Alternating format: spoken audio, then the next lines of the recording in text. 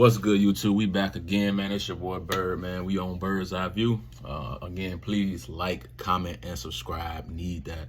Definitely trying to grow the channel, man. We're just having fun with it. That's all. Doing what I normally do on a daily basis when it comes to just talking about sports and just research, and just having fun with the college game. So got a lot to talk about. Not gonna keep it too long. We're gonna definitely talk about some Jackson State news. We got some news coming out of Jackson State from today, yesterday, so we're going to definitely get into that. We're going to get into some Colorado business too. Coach Prime, definitely got some things shaking in Colorado right now, so we're going to talk about a lot of that. All right, we're coming. Let's go. All right, so news out of Jackson, man. Good news. They was able to keep number 97, Devontae Davis. They was able to definitely keep him. He ended up staying, so that's really, really good for them, for their interior defensive line, man. Had a pretty solid year. Man. Had 21 tackles, 4 tackles for loss, a couple sacks. He was disruptive, tough to block on that defensive line all year. So it's definitely good that they were able to keep him in Jackson for sure. Of course, we got the news about Cameron Sealman-Craig, the special safety that they have, number 7. He hit the portal, of course, and he's on the way to Boulder. He's going to Colorado. Of course, he's been with Coach Prime. Him and of course, Shedeur were high school teammates in Texas. So they came into Jackson together. So it's not surprising that they're leaving together and going to Boulder. But Cam is a stud, man. I mean, when you're talking about over 60 tackles, second in the team in tackles, a few tackles for loss. He had a sack and a half, I believe, for a forced fumble. Some PBUs. I think he had a couple picks. So. He had a really, really solid year. He was an HBCU All-American, man. Regarded as one of the best HBCU safeties, best FCS safeties in the country. So, nice get, really, really good get for Coach Prime in Boulder. What is Savion gonna do? Running back, Savion Wilkerson, man. He was, of course, the leading rusher. Rushed for about 1,200 yards this year, 9 touchdowns, man. The first guy never really made the tackle, honestly. Savion really, he reminds me a lot of Maurice Jones-Drew. Now, that's that same type of build, that same type of stature, that bowling ball type running where the first guy never makes the tackle, always falling forward, man. Savion had a really, really good year. All SWAC, HBCU All-American type of year, rushed for about 1,200 yards. So what is he going to do? He hasn't made his decision yet if he's going to hit the portal. Of course, he transferred from Delaware State, where he was a stud at Delaware State his freshman year. He still has 2 years left. What is he going to do now that he just finished up his sophomore campaign in Jackson? Had a great year. What is he going to do? So he's supposed to actually be committing soon. So by the time some of y'all see this video, he probably already been decided when where is he going. So we'll see. But I hope he stays. If he goes, somebody's gonna get a great back. If he stays, he's gonna do great things. So of course, Isaias Guthrie. I'm not sure if a lot of you heard about him. He didn't play this past season. In 2021, he played. It was at Delaware State. Of course, he was an FCS All-American. He a freshman All-American. He was special. He had a special season. He had 4 interceptions. This was a redshirt freshman year for him. So he had 4 interceptions. He had 9 PBUs. He had about 32 tackles. He's a dog. He's a stud. He's about 6'2".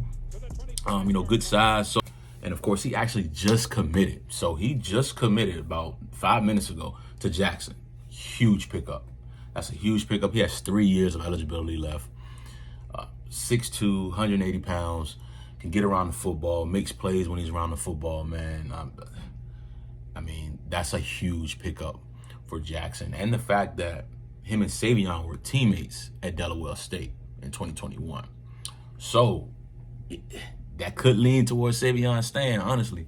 And if so, Jackson is, they got another good one. And it'd be someone that's going to definitely help that defense out for sure. So, Jackson is like I said in my last video, Jackson is going to be okay. I'm not saying they're going to win the SWAC again. I'm not saying they're going, I'm not saying they're going to win 10, 11, 12 games. But, to say Jackson is going to lose, they're going to fall off and they're going to be a bottom of the barrel SWAC team, I don't see it. I just don't see it.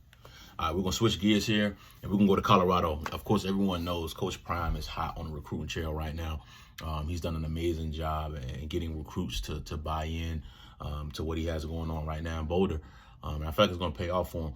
Of course, the big news coming out of early National Signing Day was the fact that Cormani didn't sign. Cormani McClain, everyone knows the 6'2", about $165, the corner, number 2 player in the nation in the 2023 class. He's a number 1 DB in the country out of Lakeland, Florida.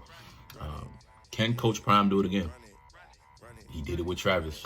I mean, he did it with the, with the class of 2022, #1 player in the country, #1 DB. He was able to do that.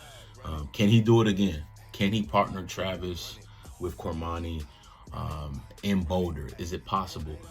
Cormani has been committed to the University of Miami for some time now, and he didn't sign. He was supposed to sign, but he didn't sign. Apparently, Coach Prime stepped in. He got got some phone calls. They stepped in, and when Coach Prime calls and you're a DB, you listen. Especially a DB from Florida. So right now, it's going to be interesting to see what's going to happen. Come February on the next signing day, and to see where Cormani, if he pulls this off and he gets another 5-star DB to pair him beside Travis, it's going to be interesting, man. It's going to be something to really watch. Speaking of Travis, of course, we've all seen some of them I've not seen, but the little mini beef that he had going on, of course, with the kid from Florida State. It's funny because it's just like little petty beef. It ain't nothing like that's nothing serious or nothing like that. It's just athletes just being competitive, man. But of course, we're just gonna talk about it a little bit. It's pretty interesting, man. Of course, everyone knows Travis Hunter was committed to Florida State at first, and then he flipped. He was committed to Florida State for a while, and then of course he just flipped on National Signing Day, and no one seen it coming. So the kid Hakeem Williams, is another 5-star. He's a wide receiver. He's committed to Florida State. Someone must have posed him a question of his commitment to Florida State, is he's going to stay true, and he said, "Ain't no Travis Hunter over here. We locked in. It's time to work." So of course, Travis saw that and was like, wait a minute, like, FSU called before I hit the portal. They still want me too. Don't talk like I'm not better than you, type of deal. That they will always choose me over you, type of deal. And I mean, it's just it's just fun athlete beef. It ain't nothing serious. But even like the Barstool pages on like Barstool Florida State, Barstool Colorado, like they were going back and forth, just little fun stuff. But yeah, man, it's pretty interesting, man. And maybe, who knows, we may get that Florida State Colorado matchup, years down the line, a couple years down the line. Who knows? It could be a bowl game matchup. You never know. But if so, that'll be interesting. I would love to see that. I would love to see somehow, maybe it can happen in a bowl game. Maybe they end up meeting in a bowl game next year. Who knows? But if it played out that way and they were able to play, that'll be interesting to see Travis going one-on-one with Hakeem after just the little, the little petty stuff on Twitter. So yeah, that'll definitely be fun. But we're gonna also talk about the Amarion Miller kid, man, the number 14th ranked receiver in the class, man. This kid, dynamic athlete. He's a 4-star, 6'2", 200 pounds. So, it's a kid that had another kid with size, another kid that's athletic with the ball in his hand. So, he's been crystal balled to Colorado. I know he was committed to Nebraska, but he's been crystal balled to Colorado. So it's gonna be interesting to see if he's able to get him. I mean, it's gonna be a massive get for him to pair him with the 4-star receiver they already got. I believe out of the state of Georgia. So it's gonna be pretty, especially if they can get the Jimmy Horn kid too, the kid out of South Florida, the dynamic athlete out of South Florida. I mean, he was first team all conference as a kick returner, so he's a dynamic kick returner. He was able to score multiple different ways this season for them. He had about 3 receiving touchdowns. He had a rushing touchdown. He had a kick return touchdown. So he's about 5'10". So he's smaller in stature, but I mean, he plays big. He plays bigger than his size, and he's dynamic. You can use him a lot of different ways. So he's also been crystal ball to Colorado. So that'll be another good get for Colorado if they could possibly pull that off. I don't know if you've seen about the T.A. Cunningham kid. He's a 5-star. I believe he's in the 24 class, if I'm not mistaken. So, yeah, this kid here, man, this kid is just, I mean, his tape just speaks for itself, honestly. And, he's been, he had a visit to Colorado.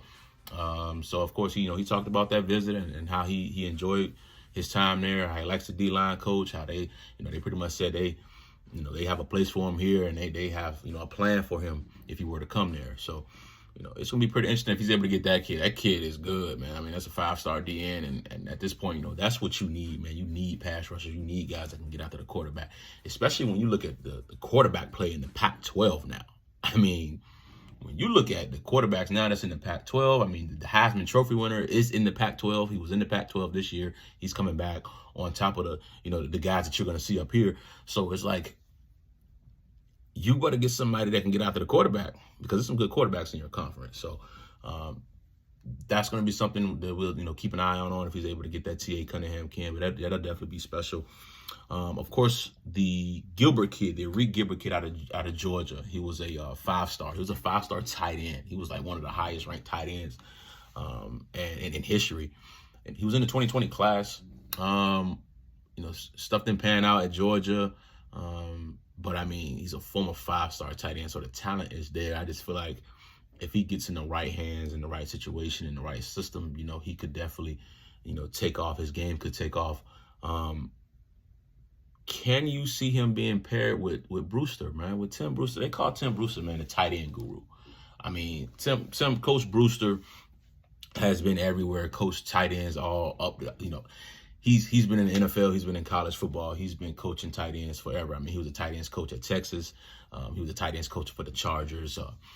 He was a tight ends coach for Mississippi State, for Florida State, for Texas A&M, UNC, University of Florida, of course, Jackson State. He was with the Denver Broncos. Now he's back in Colorado. He's in Boulder. Of course, he was in Jackson State last season, this past season, coaching the tight end. So he's been known as like a tight end guru. So maybe that's what Gilbert needs. Maybe if he can pair him with Tim Brewster, man, in Colorado, maybe they can make something happen for him. He's an amazing talent. I mean, 5-star kid, the potential is there. I just feel like he just need to get around the right person in the right situation, and he could take off, man. But yeah, like I said, I wasn't gonna hold you guys too long, man. It's gonna be like just a quick little segue today, and more content definitely coming soon, man. I appreciate all the views that I got in the last video, the likes, man. We can keep this going. This is fun for me. I love to do this. So, I'm gonna be doing interviews. I got some connects with some players, some current players that's, trying to get drafted this year and next year. So I'm gonna expand this. We're gonna be doing interviews. We're doing a lot of different things, man, especially for next season. I'm looking forward to next college football season. As you see, I'm repping my alma mater, man. So I'm gonna definitely start covering some CIAA stuff as well. Just to keep the channel growing, and just keep it fun and keep it entertaining and keep it new and keep it fresh. So I appreciate y'all. Make sure y'all like, comment, and subscribe, man. And we out.